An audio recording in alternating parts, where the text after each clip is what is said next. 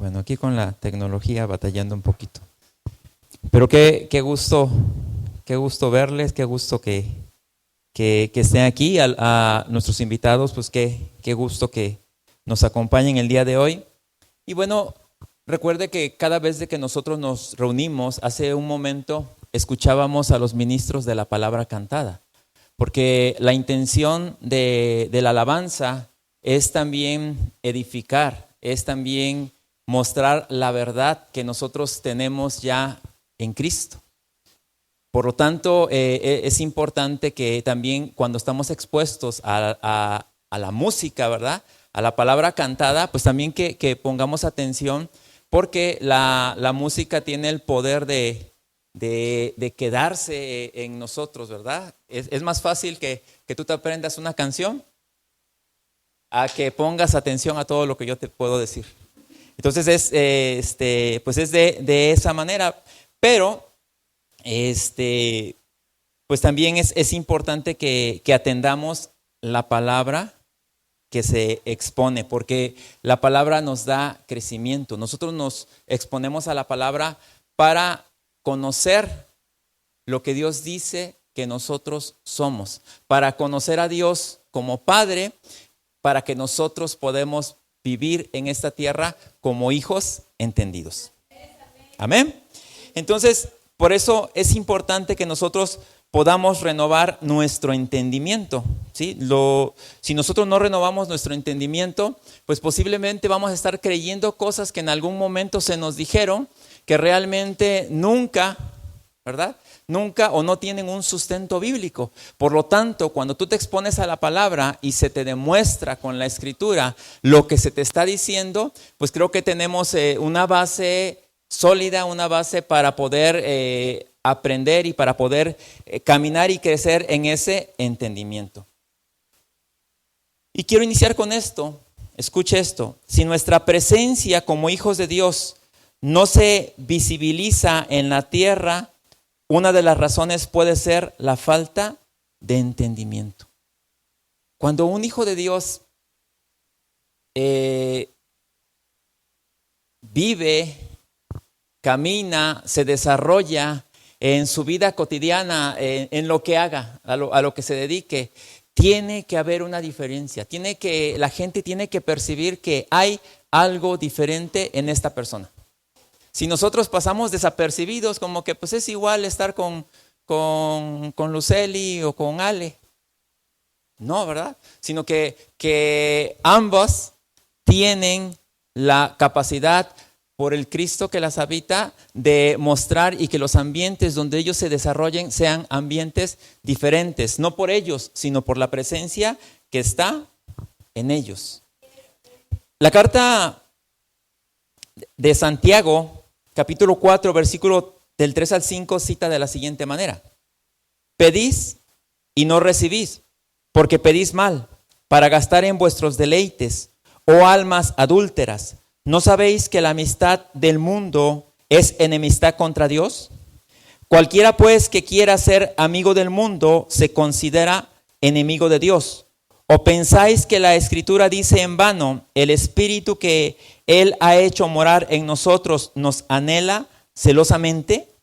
Necesitamos entender eso. ¿Por qué? Porque si nosotros no entendemos que ahora nosotros le pertenecemos a Él, que ahora el Espíritu que Él está en nosotros, dice, nos anhela celosamente, lo que está diciendo que ese mismo Espíritu nos lleva a nosotros a que vivamos y expresemos la voluntad del Dios que nos salvó, del Dios que nos habita.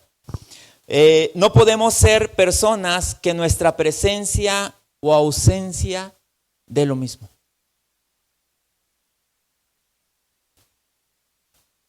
No podemos ser ese tipo de personas. De hecho, cuando en nuestra ausencia, la gente debe de buscar, ¿verdad? Debe de buscar, alguien falta algo aquí.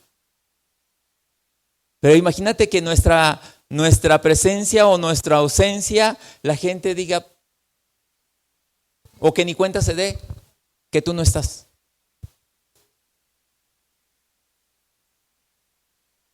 La presencia de un hijo de Dios entendido cambia ambientes por la expresión de la vida del Hijo de Dios impartida en su ser. Dios no desarrolla su propósito con hijos a secas. Y es lo que los quiero llevar yo a que podamos entender. ¿Cuántos de los que estamos aquí somos hijos de Dios? Todos somos hijos de Dios, ¿verdad? Hemos recibido a Cristo como Señor y Salvador, por lo tanto, todos somos hijos de Dios. Pero te voy a volver a repetir lo que te leí hace un momento. Dice, Dios no desarrolla su propósito con hijos a secas. O sea, solamente con hijos así, no. Sí, Dios quiere que su propósito sea desarrollado por sus hijos, pero no solamente con personas que digan, yo soy hijo de Dios, sin compromiso. Y quienes tienen hijos o quienes tenemos hijos, tal vez sí o tal vez no, hemos tenido la experiencia de tener hijos en casa con compromiso y sin compromiso. ¿Es agradable tener un hijo en casa sin compromiso? ¿Por qué? ¿Por qué un hijo en casa debe ser comprometido? Por una responsabilidad. A ver, los que son papás, ¿por qué ustedes en casa es más grato tener un hijo comprometido que un hijo sin compromiso? Por amor. Bueno, Luceli dice, porque un hijo comprometido amenora las cargas. ¿Y un hijo sin compromiso? ¿Qué se vuelve? Aumenta las cargas, ¿verdad? ¿Sí se dan cuenta cómo es importante que Dios nos ama a todos, ¿eh? El amor de Dios es para todos. Pero nosotros cuando ya recibimos el amor de Dios, porque todos hemos recibido el amor de Dios y a todos nos ama Dios, y la Escritura dice que nada nos puede separar del amor de Dios. O sea, yo sé que aquí no hay papás que tienen hijos que no son comprometidos, pero aunque tuvieran un hijo que no es comprometido con la familia, ¿ustedes lo aman? ¿O lo amarían? Claro que sí, lo amarías. Sí se le ama a un hijo, pero entendamos esto, que nuevamente Dios no desarrolla su propósito con hijos a secas o con hijos que no se comprometen. Él provee que los hijos se van a convertir en discípulos. Dios provee para los hijos que los hijos se van a convertir en discípulos de Dios. ¿Sí? En este caso, en lo natural, los padres decimos, ojalá y mi hijo aprendiera lo bueno de mí. ¿Sabías que como padres, fíjate, como padres, y esta es una lección para los padres y es una lección para los hijos? Porque como hijos tenemos en casa a nuestros padres como maestros, como alguien que modela en nuestras vidas. Ojo, atiendan hijos. Como hijos, nuestros padres son modelo a seguir para nosotros, pero también son modelo de cosas que nosotros no debemos hacer. Porque generalmente lo que hacemos como hijos es criticar las cosas que nuestros padres están haciendo mal.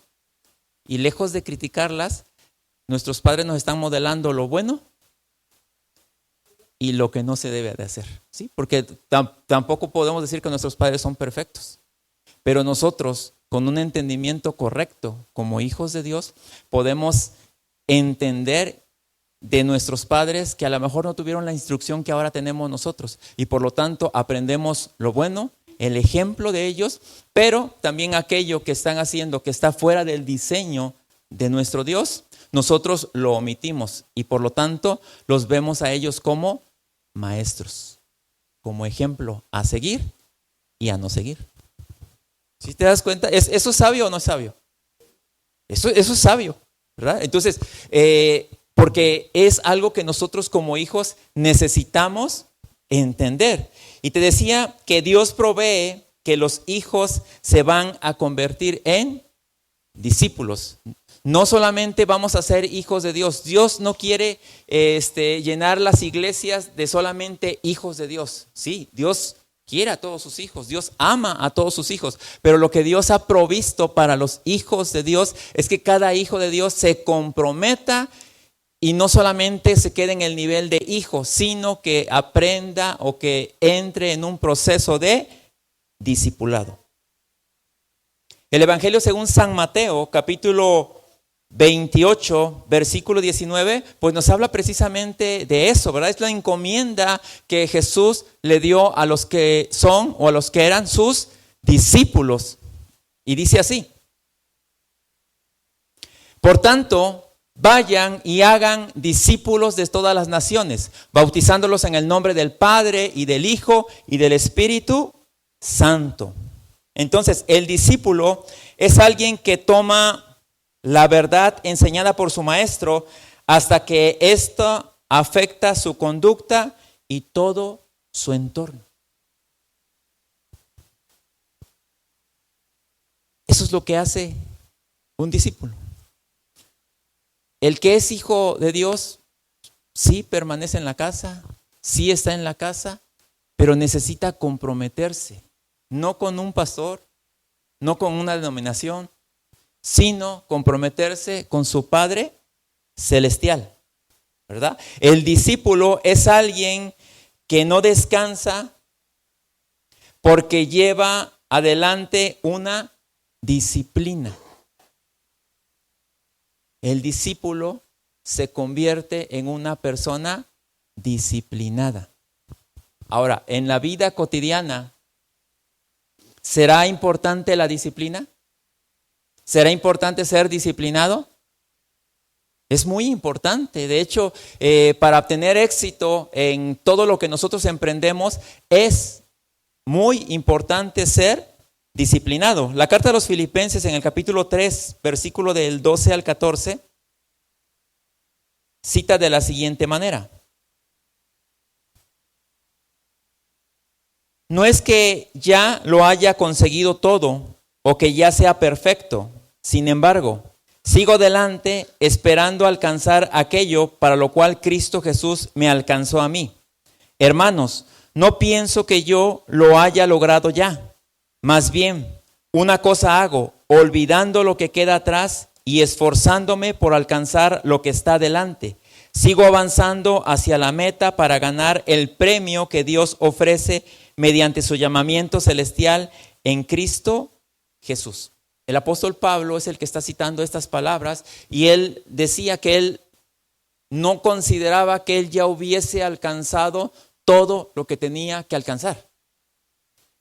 Y creo que en nuestra vida nosotros debemos de vernos de esa manera. En tu vida cotidiana, en las cosas espirituales, pero también en las cosas que comúnmente tú haces, en lo que tú te desarrollas, en tu profesión, en tu asignación, tú también debes de considerarte de esa manera, que todavía no has alcanzado aquello para lo cual tú fuiste llamado por Dios. Cuando una persona considera eso, que todavía no ha alcanzado aquello para lo cual fue llamado, ¿qué es lo que hace? Se esfuerza, se prepara, sigue adelante. Pero ¿qué pasa con una persona que cree que dice, yo quería alcanzar esto y ya llegué? Se sienta, se conforma. ¿Sabías que Dios jamás ha querido que sus hijos seamos conformistas? En la mente de Dios, escucha esto, en la mente de Dios jamás ha pasado por la mente de Dios en que sus hijos seamos conformistas. La Escritura habla de que nosotros como hijos de Dios debemos tener contentamiento. Y el contentamiento es muy distinto al conformismo. El contentamiento se da o se muestra cuando una persona disfruta, agradece a Dios por lo que tiene en este momento, sabe que va por más, pero dice, disfruto lo que tengo en este momento, lo valoro, lo agradezco a Dios, pero sé que hay más. El conformista solamente se siente y dice, ya llegué. Ya llegué. ¿Sí? Nosotros tenemos una meta. El apóstol Pablo decía, yo prosigo a la meta. Dice, ciertamente olvidando lo que queda atrás prosigo a la meta, a lo que está adelante. Ahora, hablando de disciplina, el atleta, el militar y el agricultor son ejemplos de disciplina. Los atletas de alto rendimiento, ¿usted cree que tienen disciplina en sus vidas? ¿Sí? ¿Será sí o no? ¿O están ahí nada más por suerte? Tienen que tener una disciplina, porque si no tienen una disciplina, ¿qué es lo que pasa? Pues no alcanzan las metas, ¿verdad?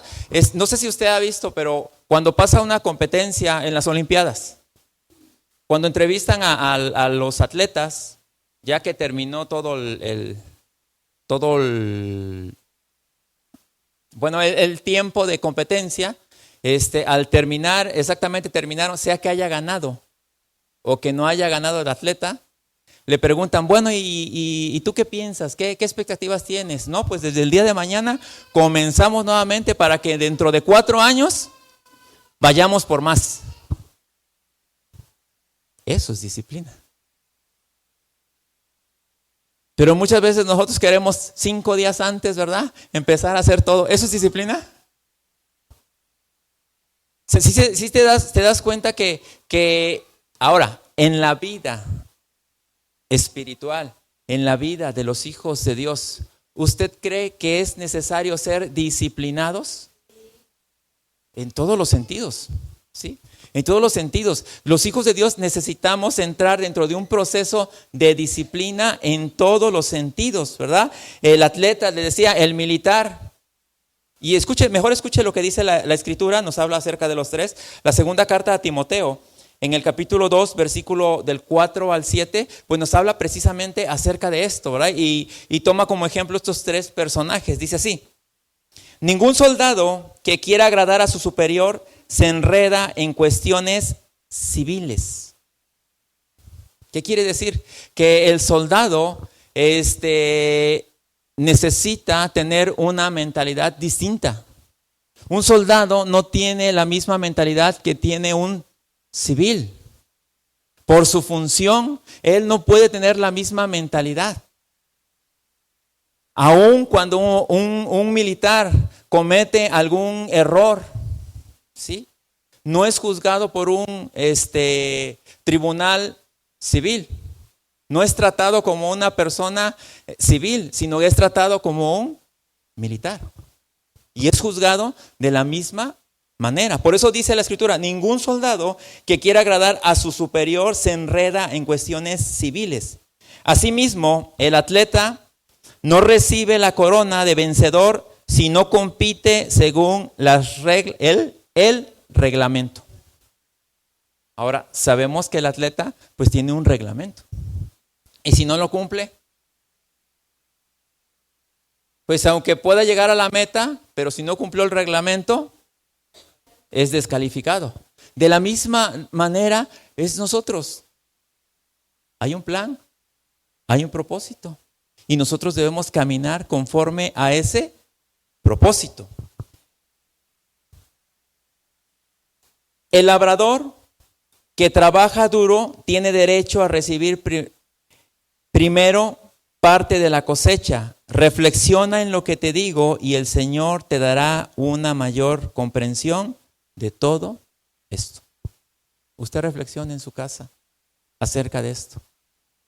Y usted reflexione, porque fíjense, desgraciadamente las cosas espirituales las dejamos así como si no fueran nada. Las cosas espirituales es lo más importante de nuestra vida.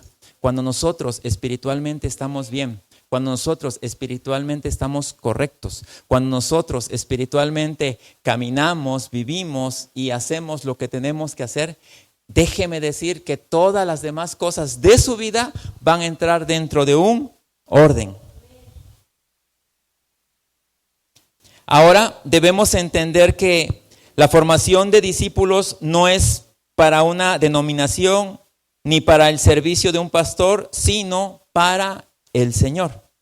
Somos hijos de Dios por haber creído en Jesucristo, pero expresamos al Hijo por disciplina, sea, nosotros por haber recibido a Cristo, nosotros somos hijos de Dios.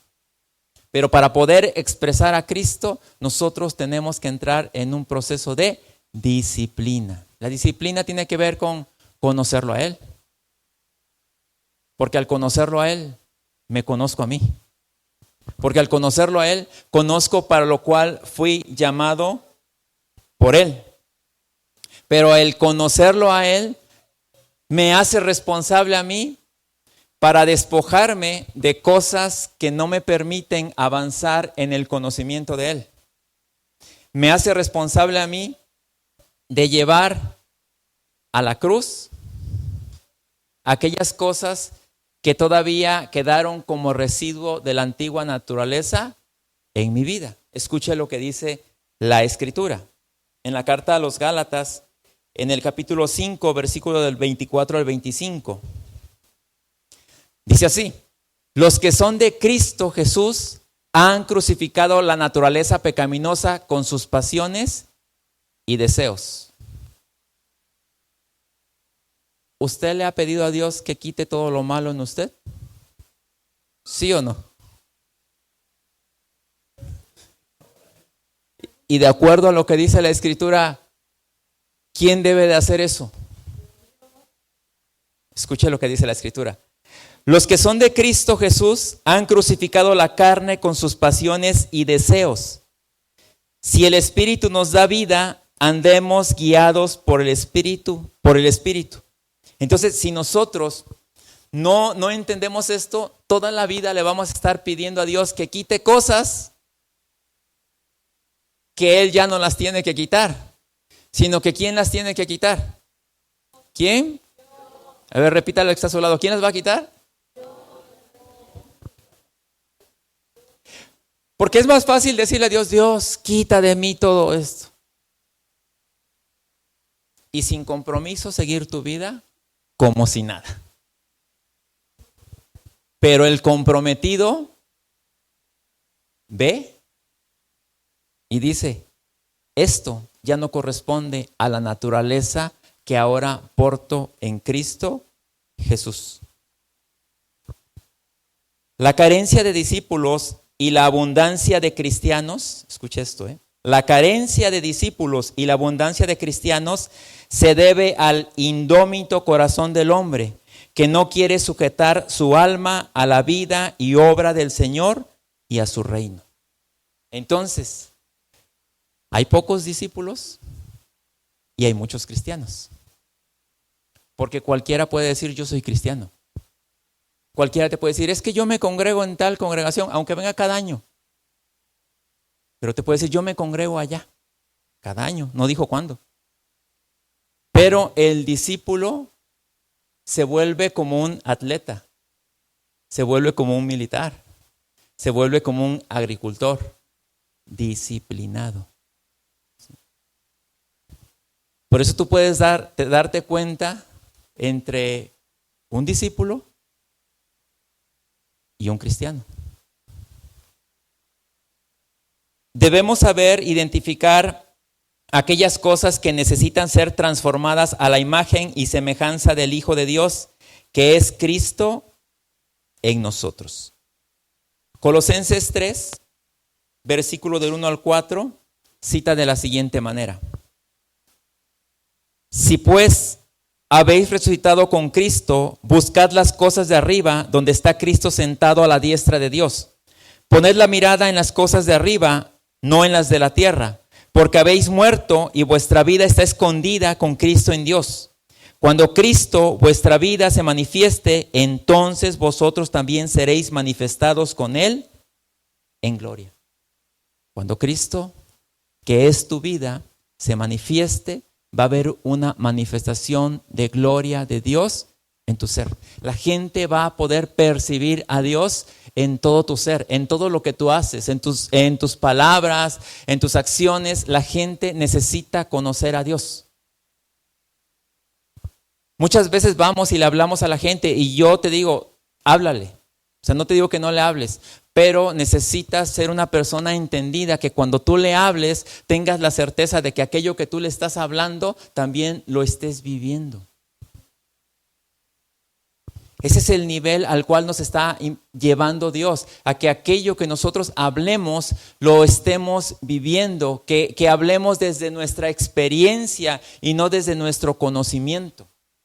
Porque es fácil hablar desde el nivel de tu conocimiento, ¿verdad? Porque hay gente que puede tener mucho conocimiento de la Escritura, pero poco conocimiento de Dios. Pero Dios no nos quiere dejar ese nivel, sino nos quiere llevar al nivel de la práctica, de la vivencia, de vivirlo a Él. Dios no nos llamó a vivir una vida cristiana, porque si decimos que llevamos una vida cristiana, nos limitamos a imitar conductas. Dios nos llamó a expresar la vida misma de Cristo en todo nuestro ser. Usted no fue llamado a vivir una vida cristiana. ¿Sabía usted que en algunos lugares hay falda cristiana? ¿Peinado cristiano?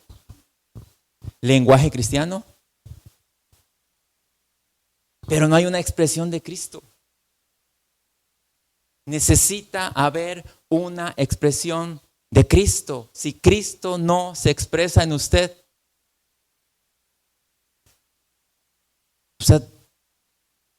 necesitamos entender esto. Cristo necesita ser la expresión en nuestra vida. Segunda carta a los Corintios 3, 17 al 18. Porque el Señor y el Espíritu son uno mismo, y donde está el Espíritu del Señor hay libertad. Y nosotros no tenemos ningún velo que nos cubra la cara. Somos como un espejo que refleja la grandeza del Señor, quien cambia nuestra vida. Gracias a la acción de su Espíritu en nosotros, cada vez nos parecemos más a Él. Dice la Escritura, somos como un espejo que refleja cada día más a Cristo. La gloria de Él. Cada vez de que usted se expone a la palabra, cada vez de que usted se expone a Cristo, Cristo está siendo expresado en su ser. El apóstol Pablo oraba para que los ojos espirituales fueran abiertos, para que ellos o los que escuchaban su mensaje pudieran tener entendimiento de lo que él estaba hablando. En la carta a los Efesios, en el capítulo 1, versículo 16 al 19, cita de la siguiente manera: no ceso de dar gracias por vosotros, haciendo memoria de vosotros en mis oraciones, para que el Dios de nuestro Señor Jesucristo, el Padre de gloria, os dé espíritu de sabiduría y revelación en el conocimiento de Él, alumbrando los ojos de vuestro entendimiento, para que sepáis cuál es la esperanza a que Él os ha llamado, y cuáles las riquezas de la gloria de su herencia en los santos, y cuál la supereminente grandeza de su poder, para con nosotros los que creemos, según la operación del poder de su fuerza. Ser transformados a la imagen de Cristo no es un asunto de doctrina, sino de ver. De que nosotros podamos ver. Nosotros vamos a ser transformados en aquello que nosotros estamos viendo. Por eso es importante que usted pueda ver a Cristo y pueda ver la obra de Cristo en su vida, pueda ver lo que Él está haciendo en la vida de usted. El apóstol ora por sabiduría y revelación en el conocimiento de Él, que la gente pueda tener sabiduría para poder entender la obra de Cristo, pero también que pueda revelarse, ¿verdad? Todo lo que Él ha traído para nosotros. Y dice, sabiduría y revelación en el conocimiento de Él. Eso es necesario para nosotros. Pregunta para todos. ¿Es su vida lo que usted lee en la Biblia?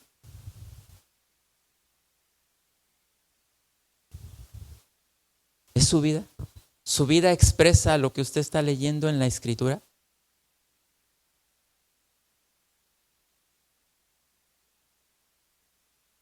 ¿Es su vida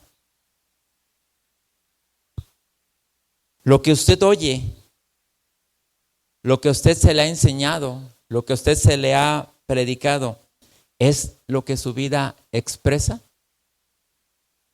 Porque esa es la intención de Dios a que sus hijos se expongan a su palabra, es que sus hijos reciban su palabra y vivan su palabra. Que experimenten la vida de Él en su palabra. Segunda carta a los Corintios, capítulo 3, versículo 17 al 18, dice así: porque el Señor y el Espíritu son uno mismo, y donde está el Espíritu del Señor hay libertad.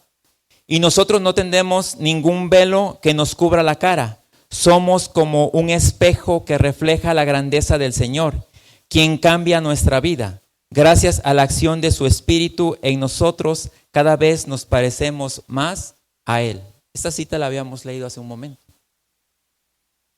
Pero dice que la acción del Espíritu en nosotros nos hace cada vez más parecidos a Él, a Cristo.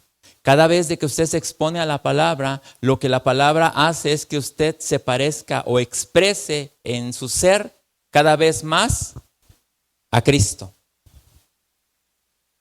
La medida de la vida de Cristo que se manifiesta en el gobierno de nuestra alma va a ser proporcional a la visión que tengamos. Cuanto más conozcamos a Cristo, más nos parecemos a Él. Cuanto más usted lo conozca a Él. Y escuche, conocerlo, no saber de Él, conocerlo a Él. Usted puede saber de personas que no conoce. Ejemplo, usted sabe acerca del presidente de los Estados Unidos, ¿verdad? Sabe su nombre por lo menos. ¿Sí? ¿Sabe? ¿Sí lo sabe o no lo sabe? Pero no lo conoce, ¿o sí? A ese nivel podemos llegar con la Escritura.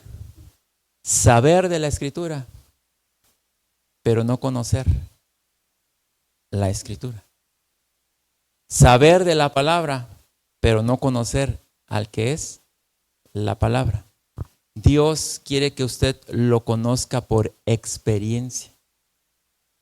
No solamente a un nivel intelectual. Su intelecto es bueno, pero Dios quiere que usted pueda conocerle a Él por experiencia.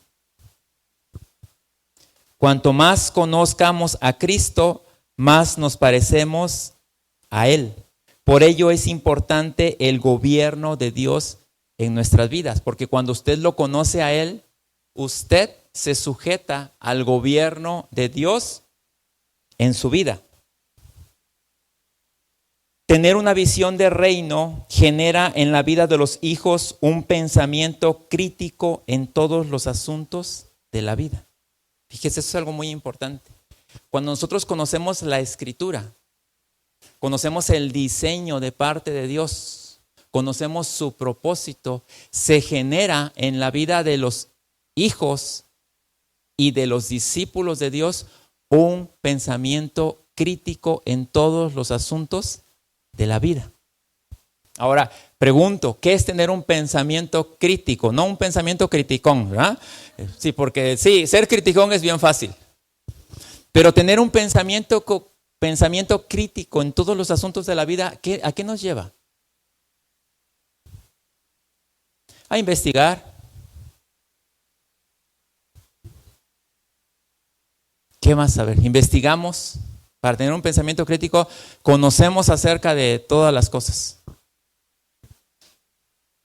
Hacemos un análisis. Podemos hacer un análisis de lo que está pasando en nuestra población. ¿Por qué están pasando las cosas que están pasando? En nuestro estado, en nuestro país, en el mundo. ¿verdad? Ya con un entendimiento de hijos de Dios. Entienda esto. Como hijos de Dios se necesita generar en nosotros una mentalidad de reino, porque el reino al que pertenecemos nosotros es un reino superior, no es de esta tierra, pero es un reino superior, ¿sí? Por lo tanto, pero ese reino al cual pertenecemos nosotros tiene influencia, puede tener influencia sobre esta tierra, porque ¿sabe qué? Para eso estamos nosotros aquí en esta tierra. Y si los que estamos aquí en esta tierra, para hacer las cosas bien en esta tierra, no tenemos un pensamiento crítico, no hacemos un análisis de lo que está pasando, nos dejamos llevar por la corriente, creo que ahí estamos en un problema. Tener una visión de reino genera en la vida de los hijos un pensamiento crítico en todos los asuntos de la vida. Usted no es una persona cualquiera. Usted es un hijo de Dios. Por lo tanto, como hijo de Dios, usted no se puede comer cualquier cosa. Usted tiene que tener un entendimiento basado en aquel que habita en usted. Su juicio, el de usted, no está basado en beneficios o privilegios, sino en la expresión del gobierno de Cristo y en hacer su voluntad. En eso está basado. Nos convertimos en gente que se expone a la palabra para ser redireccionada o corregida, o en otras palabras, cuando nosotros somos redireccionados, porque yo no sé si a usted le pasa, pero cuando tú te expones a la palabra de Dios, a veces la palabra de Dios te confronta y te muestra que estás haciendo cosas que no corresponden a la vida que te fue impartida. ¿Sí o no? ¿O nada más yo? Entonces, cuando tú eres confrontado acerca de algo que no estás haciendo de una manera correcta, ¿qué es lo que pasa? Generalmente hay dos acciones que podemos hacer. Que me hago el ofendido y me voy. O que humildemente reconozco, ¿verdad?, mi falta y la corrijo. ¿Sí? Pueden pasar dos cosas. Dice, nos convertimos en gente que se expone a la palabra para ser redireccionada. De hecho, usted, cada vez de que se expone a la palabra lo está redireccionando a hacer las cosas que Dios lo llamó a hacer. ¿Sí? Y hacer las correcciones que se tienen que hacer. Dice, en otras palabras, nos volvemos en gente, y escuche esto, los hijos de Dios nos volvemos en gente inofendible. Un hijo de Dios maduro, cuando se le corrige, ¿sí?, con razón, cuando se da una corrección, o cuando la palabra misma le hace corregirse, o le muestra cosas que tiene que corregir, se vuelve en una persona inofendible. Al contrario, agradece a Dios por la gente que le está poniendo para que lo haga crecer. Porque una persona que se hace la ofendida es una persona que no quiere crecer en su vida, que se quiere quedar a ese nivel. Es una persona que no ha crucificado la carne. Es una persona que quiere hacer lo que quiere hacer. En la Escritura podemos ver acerca del apóstol Pablo. El apóstol Pablo era una persona que, de acuerdo a los estándares terrenales y religiosos, era la persona más exitosa en su tiempo. Tenía todo para ser la persona más exitosa, pero el apóstol Pablo tuvo una confrontación con el mismo Jesucristo, que le dijo, todo lo que estás haciendo no es correcto, estás yendo en contra de mí, y lo peor que puedes hacer es hacer las cosas en contra de Dios mismo. Pero también es admirable cómo esta persona redireccionó su vida y esa capacidad que tuvo para redireccionar su vida le dio a Dios la oportunidad. Bueno, Dios lo iba a usar, pero le dio a Dios la oportunidad, por así decirlo, para usarlo de una manera aún mayor. ¿Sí? Si él, de acuerdo a los estándares terrenales, era una persona exitosa, todo lo que usted lee, la mayoría de las cosas que usted aprende, son cosas que Dios le reveló a él por el Espíritu, porque fue una persona que se dejó redireccionar. Fue una persona que se volvió inofendible. ¿Cuánto nos falta eso a nosotros como hijos de Dios? Tantito te ven mal y ya me voy porque la hermana fulano no me habló.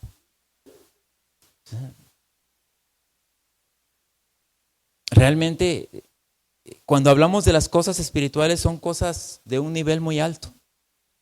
Escuche lo que dice la Escritura en el libro de los Hechos, capítulo 26, versículo del 12 al 20.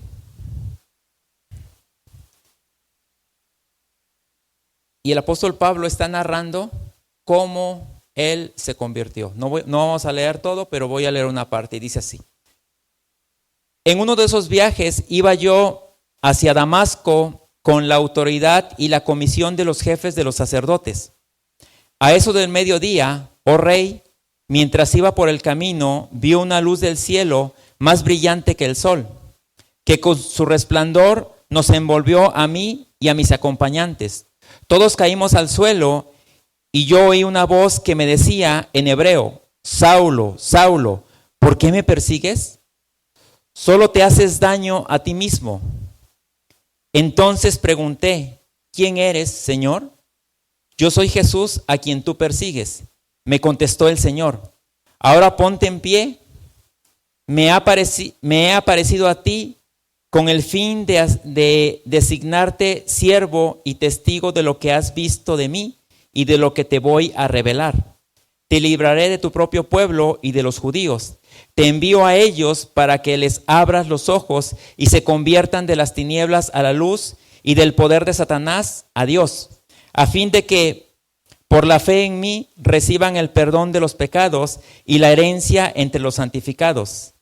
Así que, Rey Agripa, no fui desobediente a esa visión celestial. Al contrario, comenzando con los que estaban en Damasco, siguiendo con los que estaban en Jerusalén y en toda Judea, y luego con los no judíos, a todos les prediqué que se arrepintieran y se convirtieran a Dios, y que demostraran su arrepentimiento con sus buenas obras.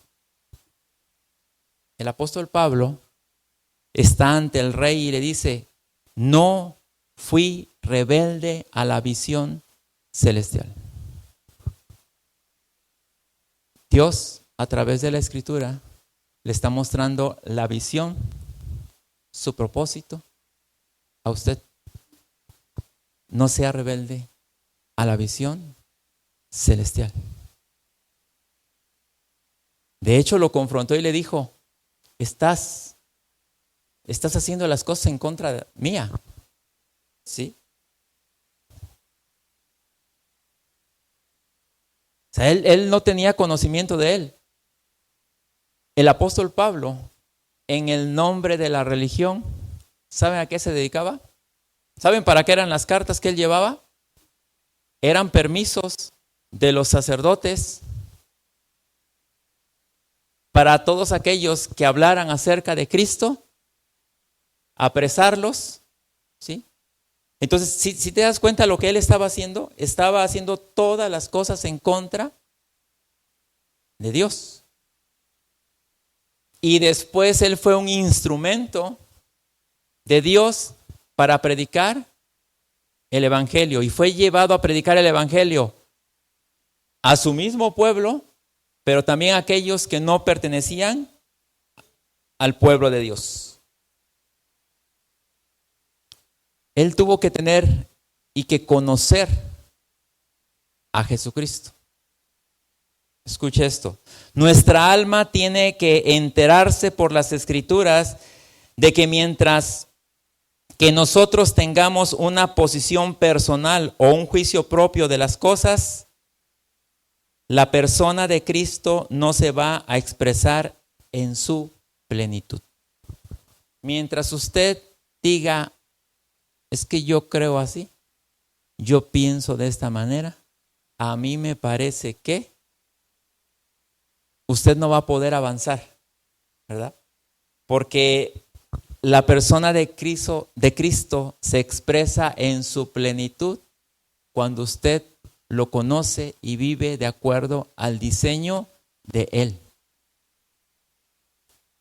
El cristianismo no es una democracia donde todos votan, aunque no sepan lo que votan. El cristianismo es una teocracia donde Dios gobierna, donde Dios es el rey. Y eso no lo digo yo, eso lo dice la Escritura. Pero es importante que nosotros decidamos, ¿verdad? Decidamos crucificar todo aquello que no pertenece a la vida del Espíritu. Gálatas 2:20.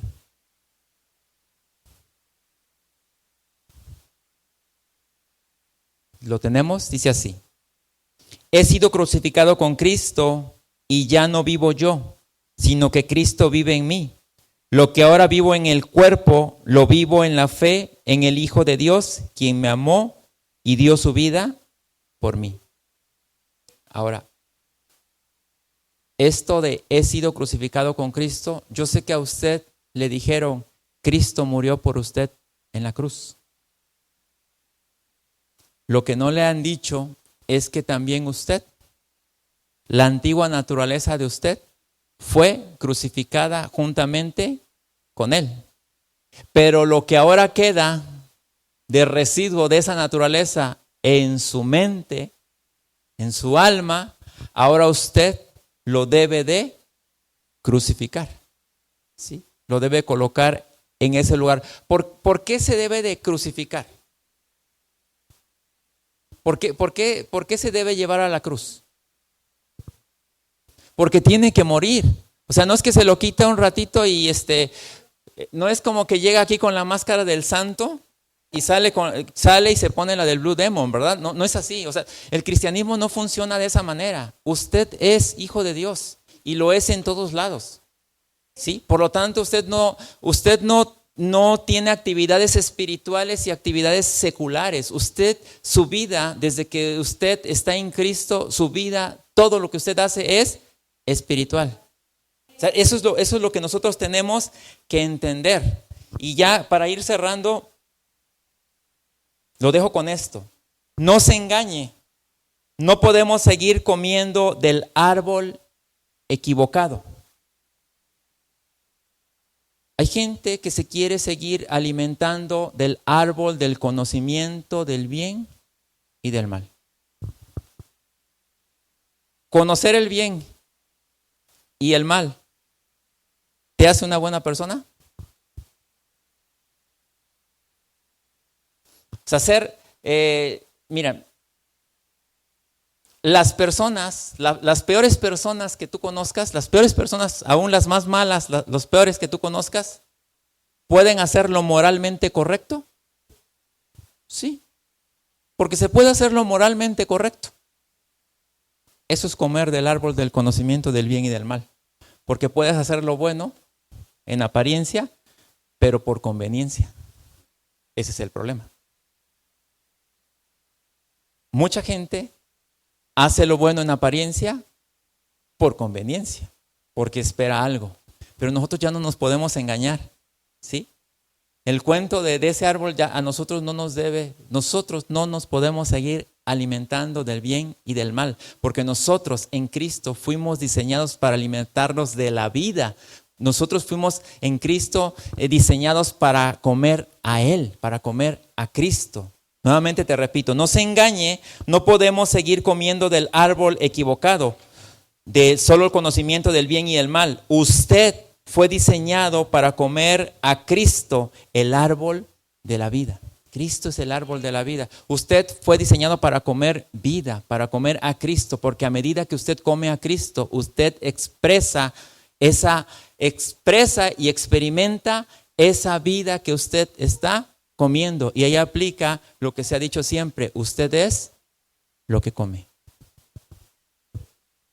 Eso es usted en Cristo. Usted fue diseñado para comer a Cristo. Posiblemente entienda ahorita y posiblemente no entienda, pero guarde todas estas cosas en su corazón, que en su tiempo Dios se las mostrará. Amén.